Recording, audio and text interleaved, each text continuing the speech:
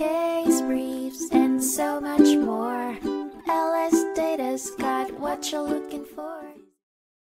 In 1993, the Kansas Court of Appeals heard Jetz Service Company v. Salina Properties, a case centered around a breached lease agreement and the resulting damages for lost profits. Jetz Service had leased space in an apartment complex, owned by Salina Properties, to operate a coin-operated laundry facility. However, 16 months before the lease ended, Salina Properties disconnected Jetz Service's equipment and replaced it with their own. Jetz Service sued Salina Properties, claiming lost profits for the remaining 16 months of the lease. The court determined that Jetz Service was a lost volume lessee, a service provider who could have performed a second opportunity that became available after the original contract was breached. This entitled Jetz Service to damages for the lost profits, even if they hadn't mitigated the damages by using the equipment elsewhere. The court awarded Jetz Service damages of $6,383.08 and $2,165 in attorney fees. Salina Properties appealed the decision, but the court upheld the trial court's damages calculation.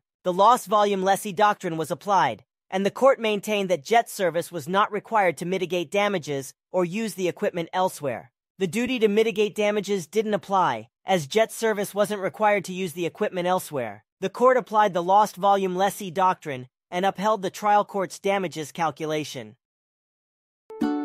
Case briefs, and so much more. LSData's got what you're looking for. Visit lsd.law, elevate your mind. Leave the stress of class.